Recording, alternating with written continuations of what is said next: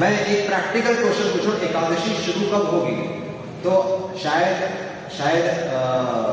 आप गेस नहीं कर पाएंगे, पर आप सोचिए, एकादशी शुरू होगी कल। समझ में आ रहा है? क्योंकि आज जो हम कर रहे हैं वो तो हम फलश्रुति कर रहे हैं कि एकादशी का फल है भाई, एकादशी की महानता है, हम एकादशी रखते हैं। और कल क्या करेंगे? कल तो भगवान है नहीं। इसीलिए एक भक्त का जीवन हर दिन एकादशी हो सकता। आपको अगर बच्चे से प्रेम है तो आप ये कहेंगे कि मैं बर्थडे के दिन उसे पूछूंगा और अगले दिन नहीं पूछूंगा, नहीं ना।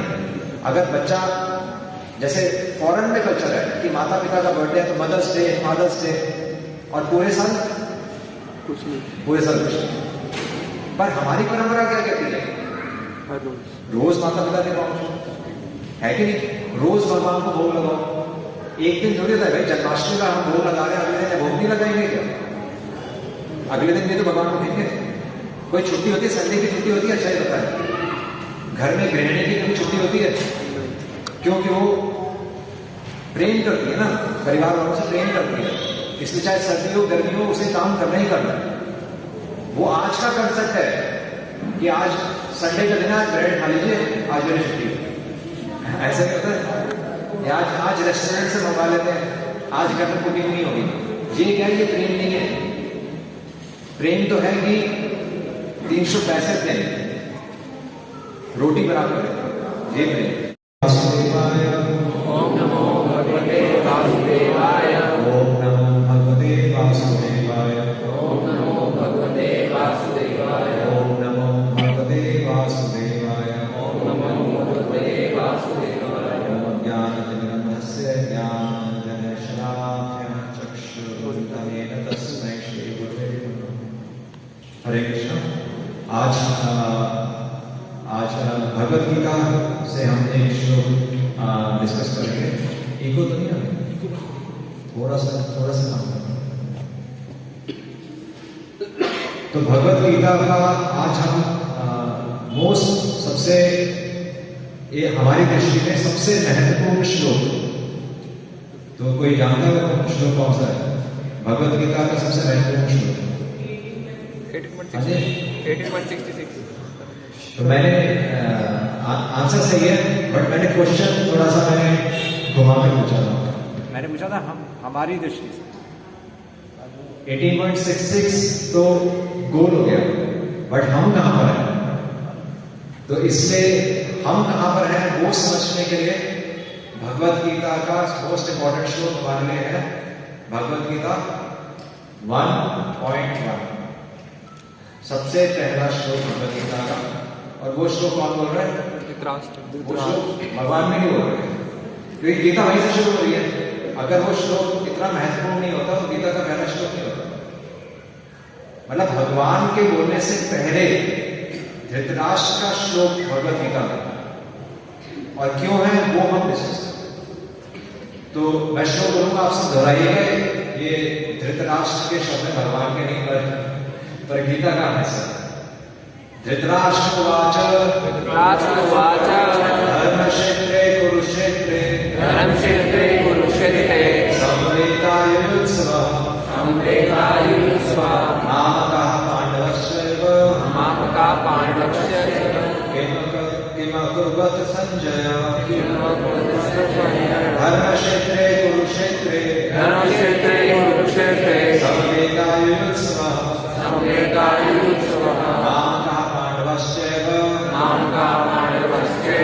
किमकुर्वत संजय। तो ये भगवद गीता का पहला श्लोक है। ये एमसीक्यूज में पूछा जा सकता है, सबको पता होना। आजकल एमसीक्यूज की कंपटीशन एग्जाम था, तो गीता वैसे तो पता नहीं, बट कंपटीशन के पॉइंट ऑफ व्यू से हमें पता होना चाहिए। चलो, तो ये श्लोक है, और यहाँ पर धृतराष्ट्र वाच है, यानी कि धृतराष्ट्र अनुवाद और तात्पर्य श्रीमद् प्रभुपाद के द्वारा। तो श्रीमद् भगवद गीता यथारूप से मैं डिस्कस कर रहा हूँ, और यहाँ पर भगवद गीता यथारूप या Bhagavad Gita as it is में प्रभुपाद ने इस श्लोक के अनुवाद के साथ इसकी व्याख्या भी दी कि हमें इस श्लोक से समझना चाहिए। तो इसका पहले अनुवाद धृतराष्ट्र ने कहा, हे Sanjay,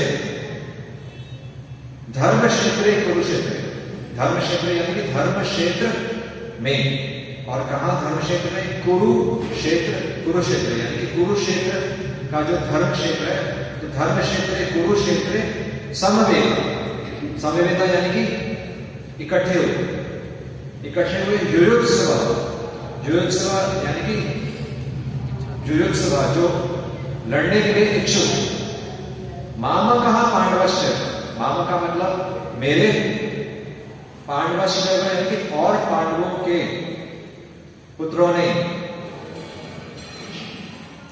what did they do, उन्होंने क्या किया, किम अकुर्वत, उन्होंने क्या किया, हे संजय। ये सिंपल ट्रांसलेशन है। ये सिंपल ट्रांसलेशन अभी हमें इसकी गहराई समझने के लिए हमें टीचर की आवश्यकता है, इसलिए प्रभुपाद हमें समझा रहे हैं कि पहला श्लोक क्यों है भगवत। तो श्रील प्रभुपाद सबसे पहले जो चीज तात्पर्य में बता रहे हैं वो क्या करें कि Bhagavad Gita is widely read theistic science. सबसे पहले भगवत गीता क्या है, थीस्टिक साइंस। थीस्टिक साइंस क्या है, थीस्टिक मतलब थीस्म, एथिस्म, एथिस्म मतलब नास्तिकवाद और थीस्म मतलब आस्तिकवाद। और यहां पर आस्तिक और नास्तिक किस आधार पर बोला गया, या हम किस आधार पर समझते हैं, आस्तिक कौन है, नास्तिक कौन है। जो भगवान को मानने वाला है आस्तिक है, जो भगवान को नहीं मानता वो नास्तिक है।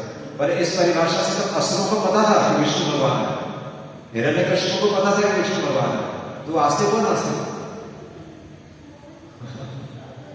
ये परिभाषा नहीं फिर बैठ सकती, क्योंकि संसार में सबको पता है कि भगवान विष्णु है, भगवान कृष्ण है, पर फिर भी सब अपने मन से जीते। तो इसलिए सिर्फ हमें पता है कि कृष्ण भगवान है, और पर हम वो अगर जीवन नहीं जी रहे, तो ये पॉइंट में बाद में भी आएगा। प्रभुपाद इसी तात्पर्य में लिख रहे हैं, इसने एक्चुअली फोर्थ चैप्टर के 42वें श्लोक के तात्पर्य में प्रभुपाद लिख रहे हैं कि नास्तिक कौन है, तो वो परिभाषा भी हम अभी समझेंगे। पर प्रभुपाद यहां बता रहे हैं कि थीस्म यानी कि आस्तिक मतलब क्या है, आस्तिक ये विश्वास होना कि सबसे पहले हमें विश्वास होना चाहिए कि वास्तव में भगवान कृष्ण हैं।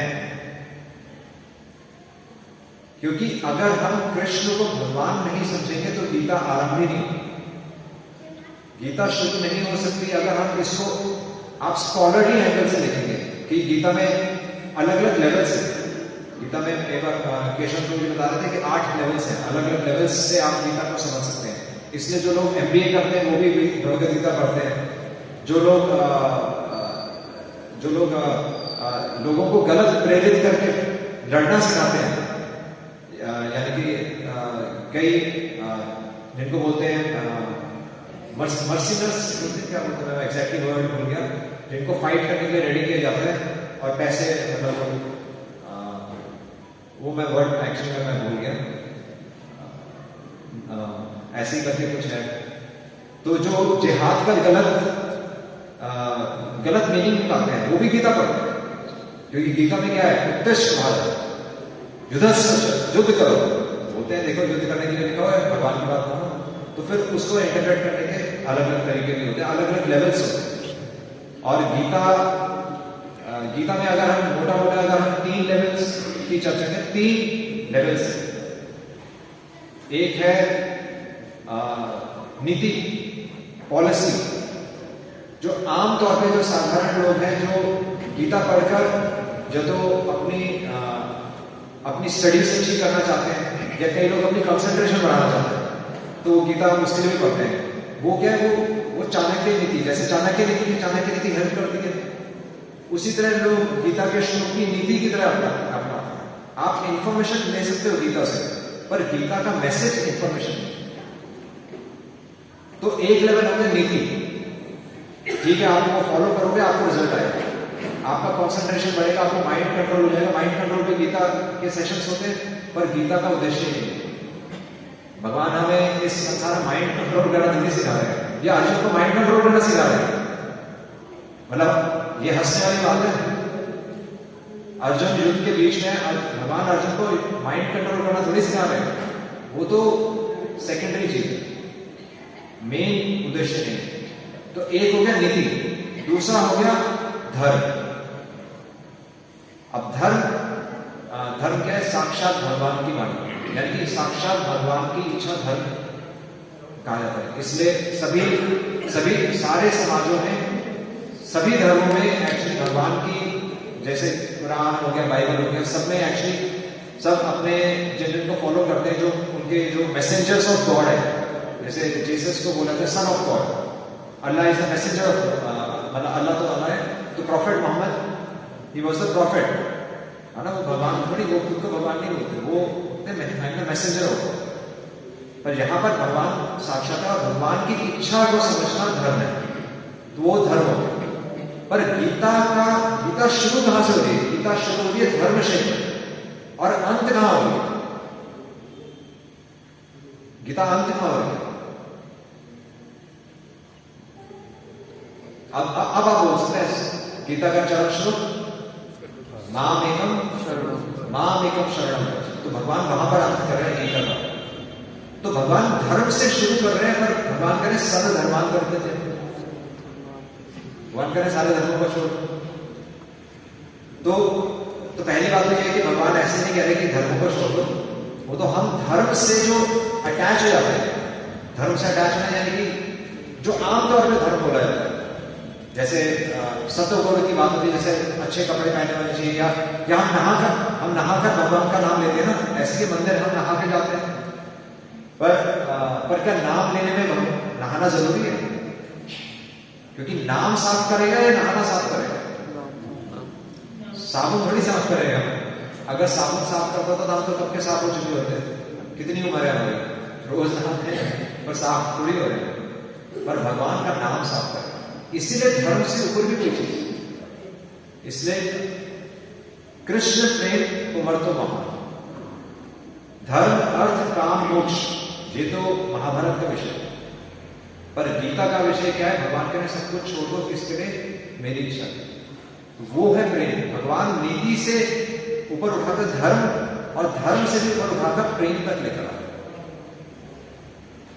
अब वो इसीलिए यहां पर सबसे पहली चीज है, सबसे पहले तो यही विश्वास होना चाहिए कि कृष्ण भगवान है, और वास्तव में क्या है? तो यहां पर पहला सेंटेंस क्या है? Gita is writed theistic science, ये साइंस है। अब जो ये सीक्वेंस बताई गई है, तो साइंस मतलब विज्ञान, विज्ञान मतलब ये कोई गैजेट्स और ये सब चीजें नहीं है विज्ञान। तो साइंस का भाई 200 या 300 साल पहले अभी साइंस का विकास हुआ ना। पर सूरज कब से?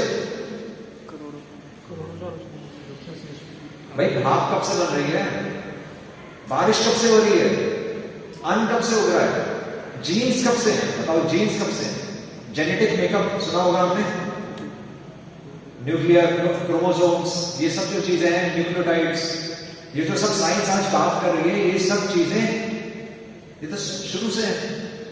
साइंस ने देखा भी, साइंस का कंट्रीब्यूशन सिर्फ इतना है कि वो चीजों को अब देख पा रहे, पहले दृष्टि भी नहीं थी उनके पास। उनको ये भी नहीं पता था कि पृथ्वी गोल है, पहले तो कहते थे पृथ्वी सीधी है। कभी कहते हैं कि धरती सूरज के आसपास घूम रही है, कभी कहते हैं कि सूरज धरती के आसपास घूम रहा है, कभी कहते हैं कि नमक मत खाओ ब्लड प्रेशर बढ़ेगा, कभी कहते हैं कि नमक खा लो आपको ब्लड प्रेशर नहीं बढ़ेगा। आजकल साइंस यही कह रही है। अब जो कोलेस्ट्रॉल के लिए पहले दवाई खिलाने के लिए कहते थे, तो पहले कहते थे कि कोलेस्ट्रॉल बढ़ रहा तो एंटी कोलेस्ट्रॉल मेडिसिन खाओ, और 50 साल से ज्यादा जब उनको मेडिसिन पूरी दुनिया में खिला दी, आप कह रहे हैं कि उन दवाइयों का कोई रोल नहीं। और वैसे भी हमने साधारण जीवन में देखा है, अगर कोलेस्ट्रॉल बढ़ रहा होता तो गांव के लोग तो घी खाते हैं।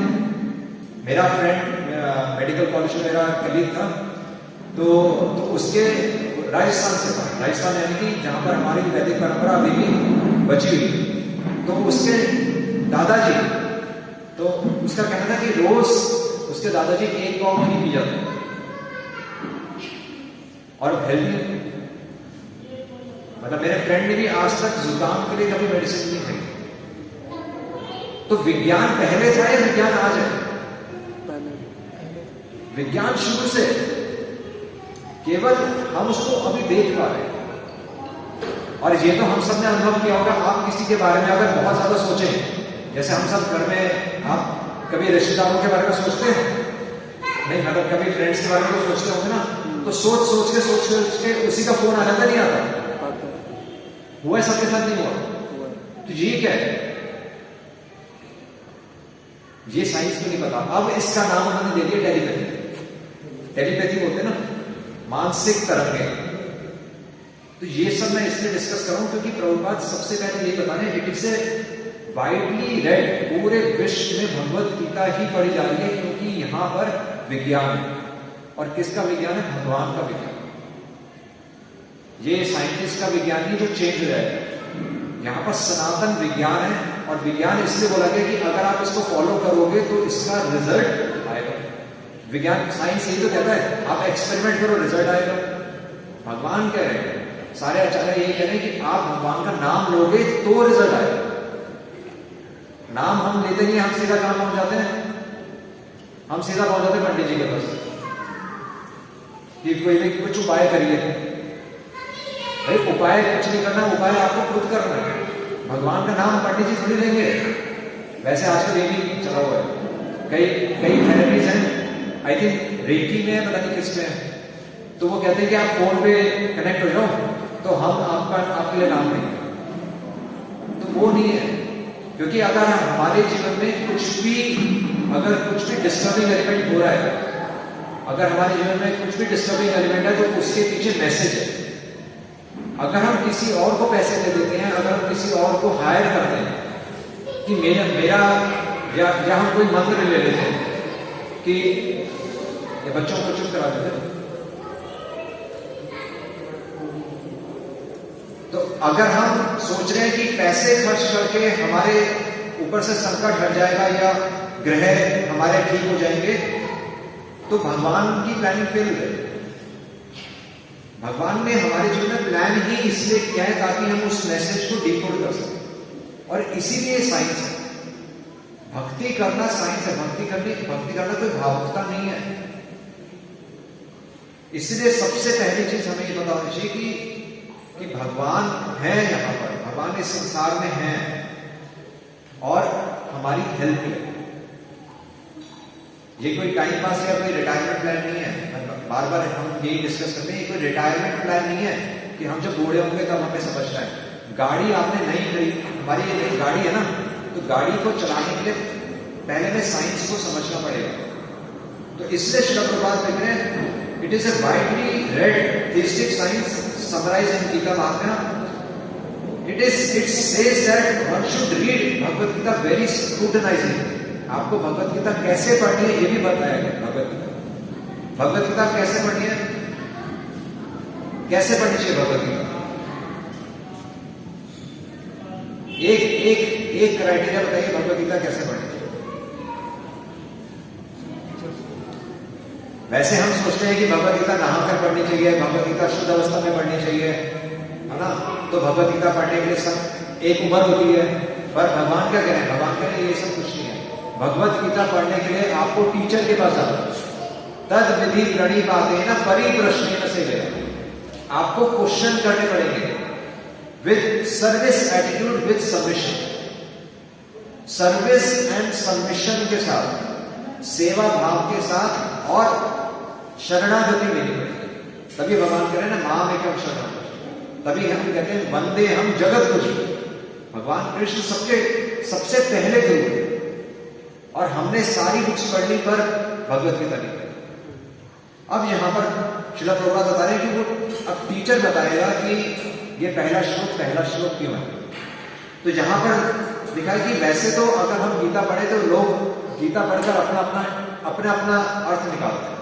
इसलिए आप देखिए पॉलिटिशियंस की गीता है, कई स्कॉलर्स गीता लिखते हैं, कई वेस्टर्न फिलोसफर्स भी गीता उनका भी गीता की कमेंट्री है। पर भगवत गीता टीचर कौन होना चाहिए? टीचर वो नहीं जिसने गीता पढ़ी हो, टीचर वो है जो गीता जी रहा हो। टीचर वो है जिसके पास अनुभव हो। तो तस्मात् गुरुम प्रपद्ये, तस्मात् मतलब इसीलिए, तस्मात् गुरुम प्रपद्ये, गुरु की शरण में जाओ। जिज्ञासु श्रेय उत्तमम, और गुरु के पास जाकर क्या करो? जिज्ञासा, जिज्ञासु श्रेय, जो श्रेय उत्तमम, अपना हाईएस्ट बेनिफिट पूछो। गुरु के पास जाकर आशीर्वाद नहीं लेना होता, हाईएस्ट बेनिफिट पूछो कि मेरा मृत्यु की बात की मेरी गति क्या हो, कि मैं इस जन्म मृत्यु के चक्र से बाहर कैसे निकल सकता हूं। गुरु के पास जाकर पूछना तो ये पूछो। तस्मात् गुरु प्रपद्ये जिज्ञासु श्रेय उत्तमम, शाब्दे परे च निष्णाता। शाब्दे मतलब जो शास्त्रों में, शब्द मतलब जो गीता और भागवत के जो शब्द हैं, शाब्दे और परे, शाब्दे परे च, परे मतलब जिसको परा यानी कि भगवान से संबंधित जो है, परा में अनुभव है। शाब्दे परे च निष्णाता, जो एक्सपर्ट है शब्द में और अनुभव में।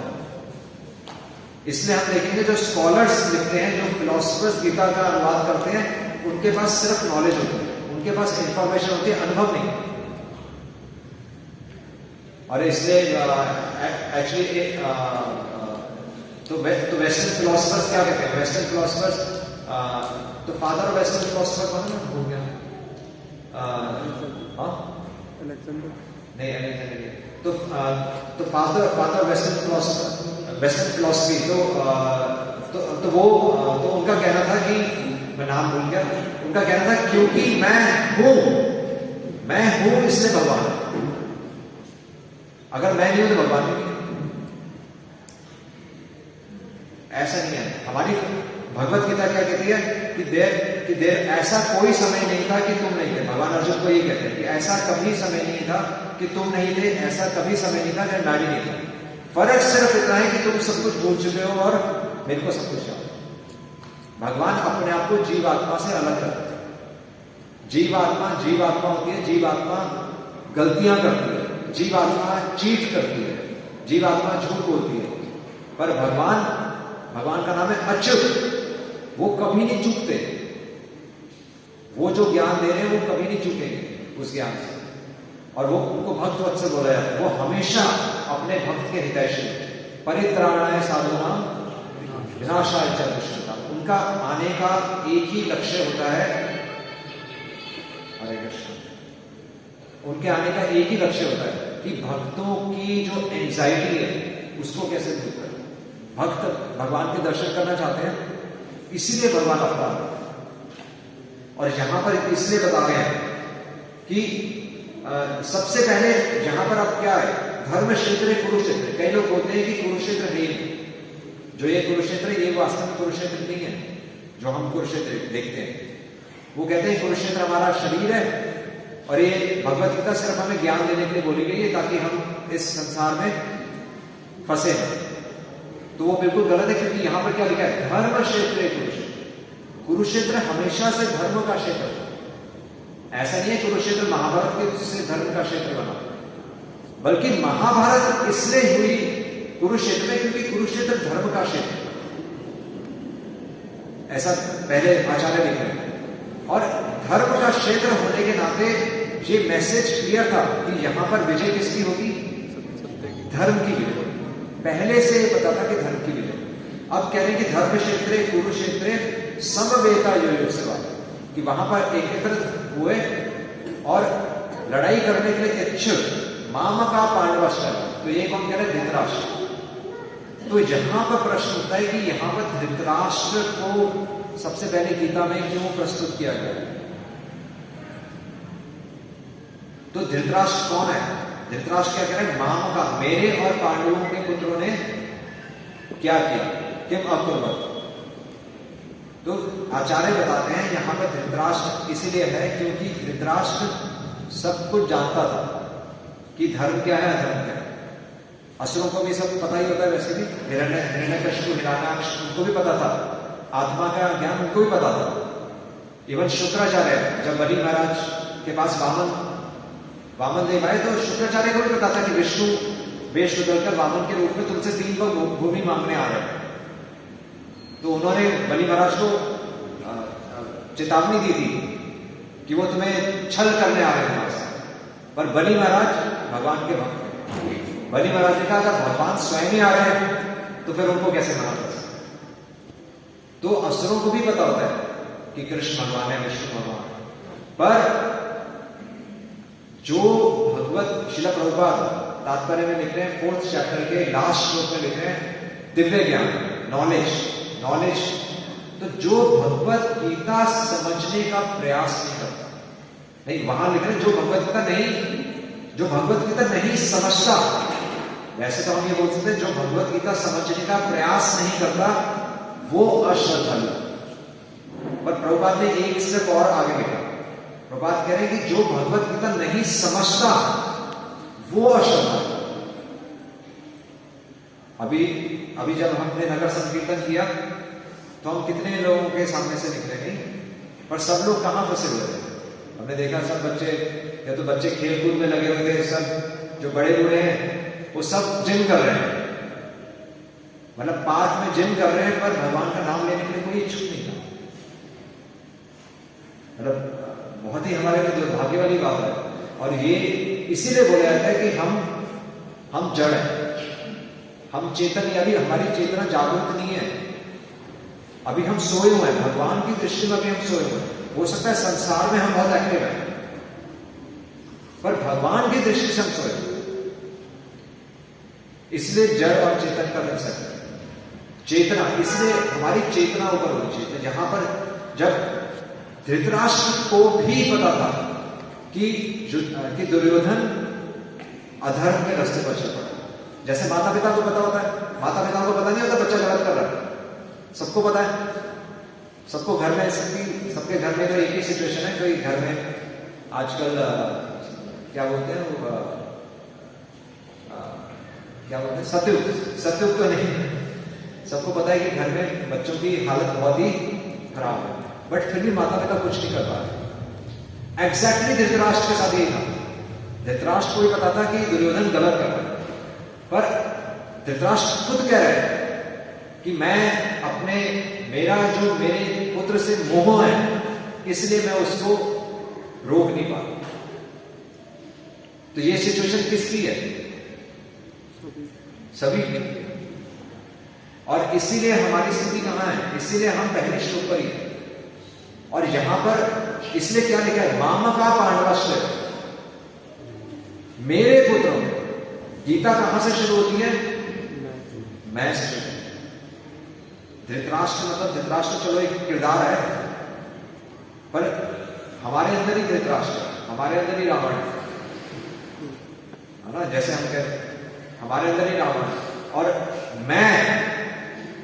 हम कैसे बात करते हैं? हम हमेशा अपने परिवार के बारे में तो चिंतित रहते हैं। जब हम ये कहते हैं कि मैंने ये किया, कल मैंने वो किया, मैं वहां गया, फोटो किसकी खींचते हैं? अपनी तो खींचते हैं कि रुको मैं भी आ रहा हूं। अगर हम कहीं बाहर घूमने जाए तो किसकी फोटो खींचेंगे? सबसे पहले मेरी फोटो आनी चाहिए। तो यहां धृतराष्ट्र कह रहा है मामका, मेरे पुत्रों ने। जैसे उसने शब्द बोला मेरा पुत्र, वैसे ही वहां से भगवत गीता शुरू कर। क्योंकि सबसे पहले हमें पता होना चाहिए, भगवान के दर्शन से पहले खुद को समझना, खुद के दर्शन पहले होना चाहिए। मतलब इसमें गलत नहीं है। अगर ये हमारे अंदर स्वार्थ नहीं होता तो ये शरीर भी नहीं होता, बल्कि हम इस संसार में नहीं होते। भगवान कह रहे मामे वंश जीव लोका जीव भूता सनातन मामे वंश। भगवान कह रहे तुम मेरे ही अंश हो, हम भगवान के ही अंश हैं, पर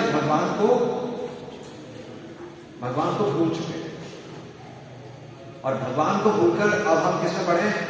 अहम ममैति। भागवत में आ रहा है अहम ममैति, मैं और मेरा, अहम ममैति। और इसीलिए क्योंकि हमारे अंदर स्वार्थ है। इसीलिए सारे आचार्य कह रहे हैं कि आत्मनिंदा से ही भक्ति शुरू होती है। इसलिए अगर हम भावुक हो रहे हैं, अगर हमें बहुत ज्यादा हम भावुक हैं या भगवान को देखकर हमें रोना आता है ना, होता है कई बार, या वृंदावन जाने का मन करता है, तो क्या वृंदावन जाने का मन कर रहा है वास्तव में? तो वास्तव में हमें सबसे पहले अपने दर्शन करने चाहिए कि हम अपने आप से झूठ बोल। अभी तो हमें इस संसार में रहने का मन है, हमें कुछ करके दिखाने का मन है ना। या हम बच्चों को कुछ बनाना चाहते हैं, बच्चों का करियर बनाना चाहते हैं कि हमारे बच्चा अच्छा जॉब करे, अच्छी डिग्री ले, डॉक्टर इंजीनियर बने। तो ये सब क्या है? अहम ममत्व। तो इसलिए यहां पर सबसे पहले इसका अर्थ क्या है कि गीता तब शुरू होगी हमारे जीवन में जब हमें पता चलेगा हम बीमार हैं। ये हमारी बीमारी है, क्योंकि यहीं से लालच, लोभ शुरू, पूजा, लाभ, प्रतिष्ठा, काम, क्रोध, लोभ, मोह, मद, मत्सर्य, इसका आधार केवल यही है। जैसे कई लोग होते हैं हमारी काम वासना कंट्रोल में नहीं होती, नहीं, कई लोग पूछते हैं आप माइंड कंट्रोल नहीं होता, ये सब क्या हो रहा है, मैं नहीं करना चाहता, या मुझसे अनजाने में पाप क्यों हो रहा है। सबको पता है कि हम गलत करते हैं, पर अर्जुन भी कह रहा है, ऐसा लग रहा है कि बलवश कोई मेरे को वशीभूत, मेरे को वश में लेकर आ रहा है और मेरे से पाप हो रहे हैं। पर एक्चुअली इसका आधार क्या है? इसका आधार यही है कि मैं कौन। सबसे इंपॉर्टेंट व्यक्ति इस संसार में कौन है? हमारे लिए तो मैं, मतलब हमारे लिए हमारे परिवार वाले भी बहुत इंपॉर्टेंट है एक्चुअली। अगर देखा जाए, अगर ध्यान से सोचे तो सबसे इंपॉर्टेंट मैं कौन। तभी तो बच्चे माता पिता से लड़ते हैं और माता पिता बच्चों से लड़ते हैं, क्योंकि कोई दूसरे के बातों को सुनना नहीं चाहता ना। पर भगवान की दृष्टि में, इसीलिए जो हमारे वैदिक परंपरा में सबसे पहले सबसे महत्वपूर्ण व्यक्ति कौन होता था? भगवान। इसीलिए centre of all activities Bhagavad Gita होनी चाहिए। हमारा केंद्र बिंदु जब तक भगवान नहीं होंगे, जब तक भगवान हमारे आइडियल हीरो नहीं होंगे, जब तक हम उनके जैसा बनना नहीं चाहेंगे, तब तक हमारे जीवन में एक्चुअली मुश्किलें आती रहेंगी। क्योंकि जहां स्वार्थ है वहां मृत्यु है, ऐसा काम है। जहां स्वार्थ है वहां मृत्यु है। और मृत्यु किसकी है? मृत्यु किसकी है? मृत्यु चरित्र की मृत्यु। हम तो जीवित हैं, पर चरित्र हमारा मरा, तभी तो गलत गलत विचार आ रहे हैं। पर सौभाग्य की बात है, यहां पर श्रील प्रभुपाद लिख रहे हैं कि जो आज के समय में भगवान के बारे में सुनने के लिए शुश्रूषु, भागवतम कहती है, शुश्रूषु, जो सुनने के लिए इच्छुक है, जैसे हम सब यहां इकट्ठे हुए हैं, हम सब जो इकट्ठे हुए हैं सुनने के लिए इच्छुक है ना भगवान के बारे में, तो दे आर वेरी फॉर्चुनेट। उनका बहुत बड़ा सौभाग्य है। और ये केवल इस जन्म की आपकी इच्छा नहीं है, ये करोड़ों जन्मों के बाद हम इस स्तर तक पहुंचे हैं कि हम अन्य देवी देवताओं के पास ना जाकर हम कृष्ण के पास आए हैं। हमें पता है कृष्ण का नाम हरि है, वो हर लेंगे, वो हमसे हमारी जॉब भी खींच सकते हैं, वो हो सकता है हमारे सगे संबंधियों को खींच लें, हमारे फ्रेंड्स हमसे खींच लें, पर फिर भी हम कृष्ण भक्ति करते हैं। करोड़ों जन्मों के बाद आप कृष्ण के पास आए, करोड़ों जन्मों के बाद भगवत गीता सुनने के हम योग्य बने, करोड़ों जन्मों के बाद भगवान ने हमें ऑथराइज किया है कि हम माला में नाम ले सकते। और आज स्पेशली एकादशी है, तो एकादशी का क्या महत्व है? एक्चुअली एकादशी कब शुरू होगी?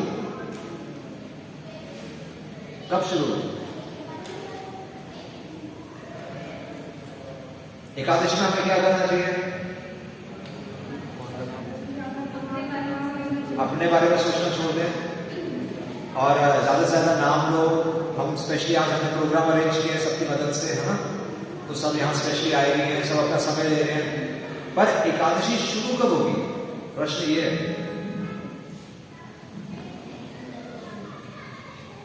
प्रभु जी, एकादशी नाम की एकादशी नाम की जो एक नाम की मतलब कोई थे जो एकादशी नाम के जो भगवान की सेवा ऐसे करते थे,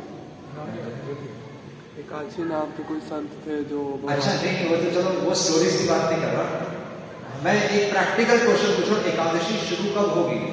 तो शायद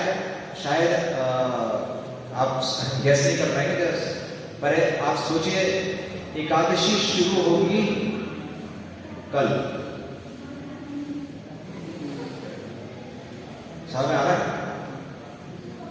क्योंकि आज जो हम कर रहे हैं वो तो हम फलश्रुति कर रहे हैं कि एकादशी का फल है भाई, एकादशी की महानता है, हम एकादशी रखते हैं।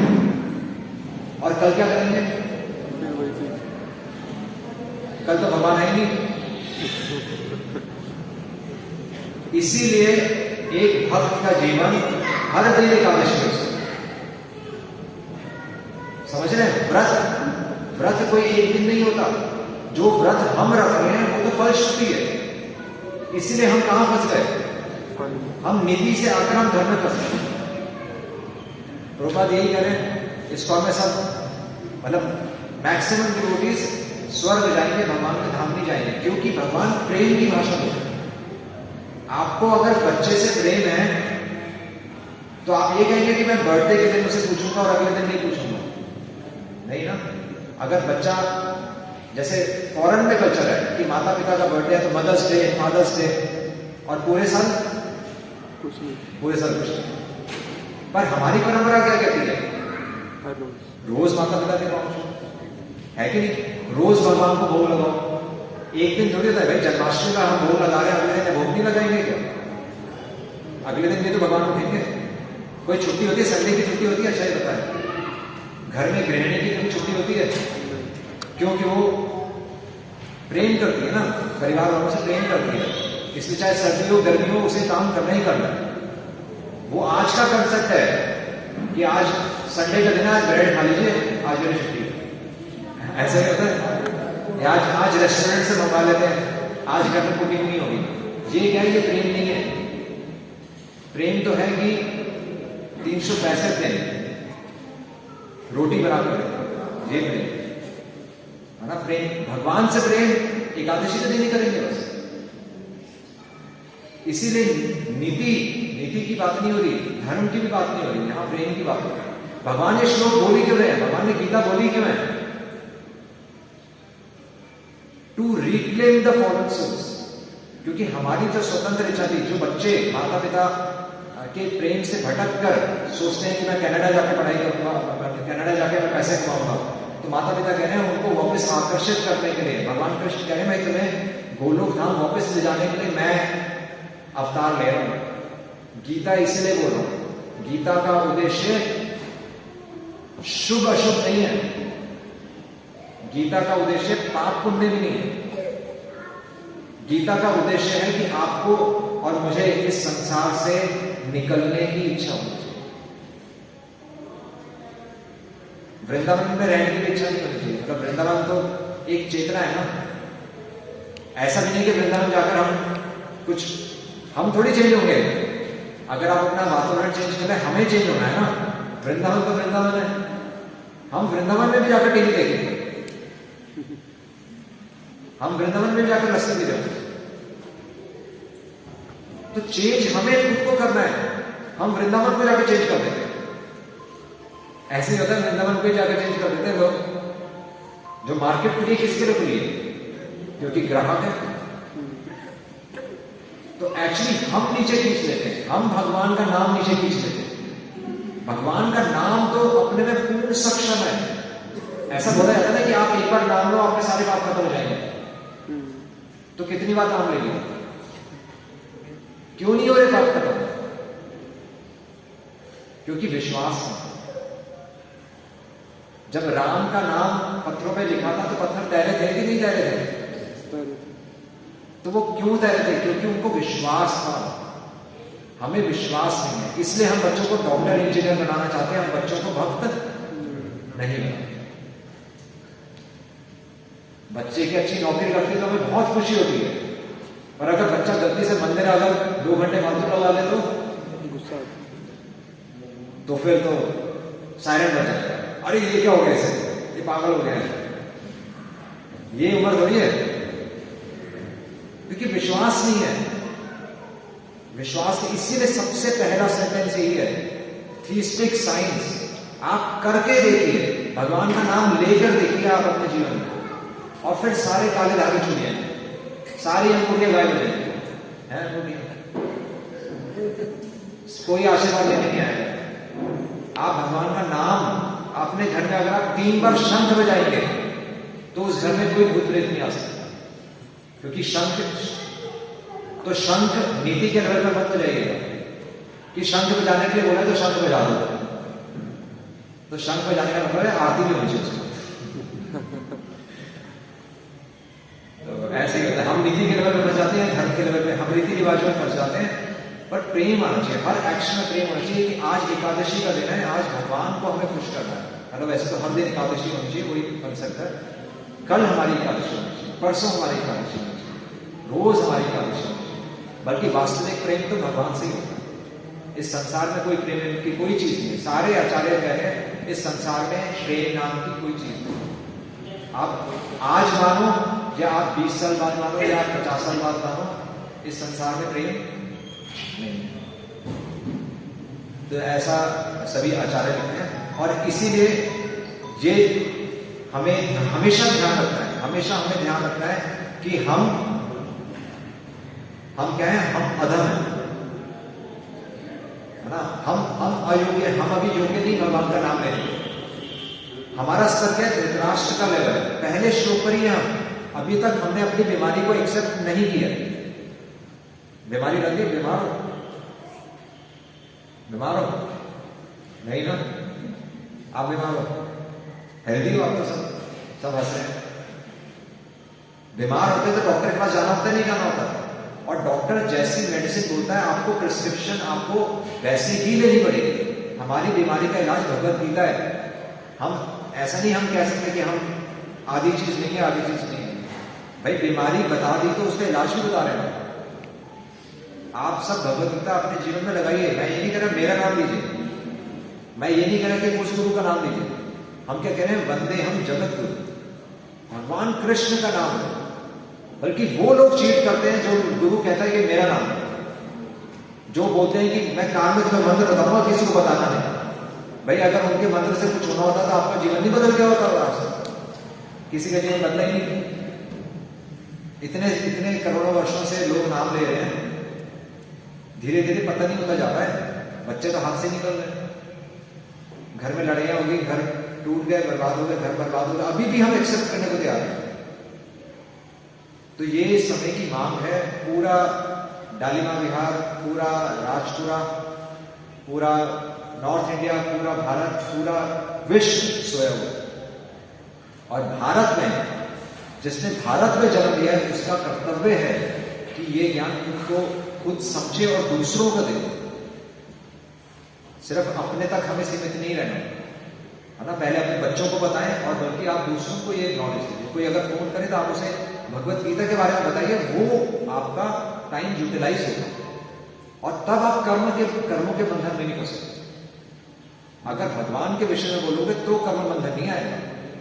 वैसे आप अगर किसी गरीब की मदद करोगे तो उसका भी कर्म बंधन आता है।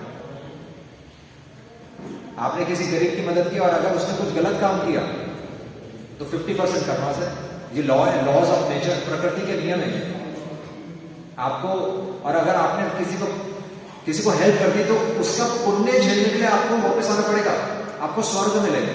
स्वर्ग में तो आना ही पड़ेगा, पर जन्म मृत्यु जरा व्याधि दिख रहे होंगे, और जब पुण्य खत्म होंगे वापस धरती पे आना पड़ेगा, तो फिर यही बनाना पड़ेगा। तो इसलिए भक्ति पाप पुण्य शुभ अशुभ से परे। भगवत गीता शुद्ध सत्य, सीधा भगवान से कांटेक्ट, समय नहीं है ये सब समझने का, हमारे पास ज्यादा समय नहीं है। इसलिए चैतन्य महाप्रभु ने कहा यारे देखो तारे कहो कृष्ण उपदेश, कलेर दोष निधे राजन अस्ति ही एको महान गुण। इस कलयुग में लाखों दोष है, कलेर दोष निधे राजन अस्ति ही एको महान गुण। कीर्तनार एक कृष्ण से, भगवान कृष्ण का कीर्तन ही मुक्त संग्रह परम भज। हरे कृष्णा कृष्णा कृष्णा हरे हरे, हरे